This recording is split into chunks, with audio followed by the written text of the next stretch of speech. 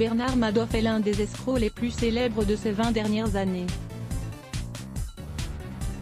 En effet, son nom est notamment associé à la crise financière de 2008 qui fit tomber une escroquerie aux proportions délirantes. Selon l'agence Associated Press, il est mort mercredi 14 avril à l'âge de 82 ans.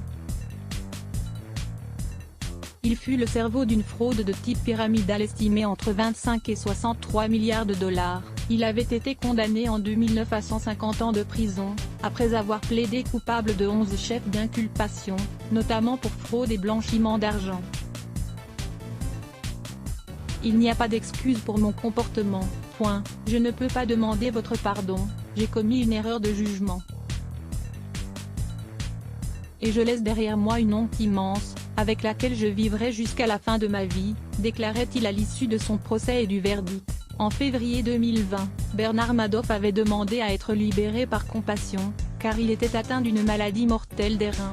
Il était alors enfermé dans une prison fédérale médicalisée de Caroline du Nord, selon les données du Bureau fédéral des prisons, qui affichait une date théorique de remise en liberté en 2139. Issu d'un milieu modeste, il menait une vie luxueuse né dans une famille modeste à New York.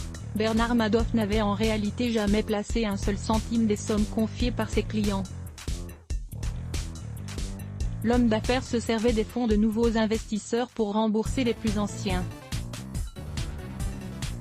Des combines qui lui ont permis de mener la grande vie. Grande vedette de Wall Street, Bernard Madoff possédait un avion privé, un yacht et plusieurs résidences de luxe avant d'être épinglé. Ces folles arnaques ont pris fin quand, en décembre 2008, certains investisseurs ont décidé de récupérer leurs dus, affolés face à la crise financière galopante. Après son arrestation, son fils Mark a été retrouvé pendu dans son appartement. Son frère, Peter Madoff, a lui été condamné en 2012 à 10 ans de prison pour fraude comptable. À voir aussi, les Américains sont prêts à voter pour l'acteur The Rock aux prochaines élections présidentielles.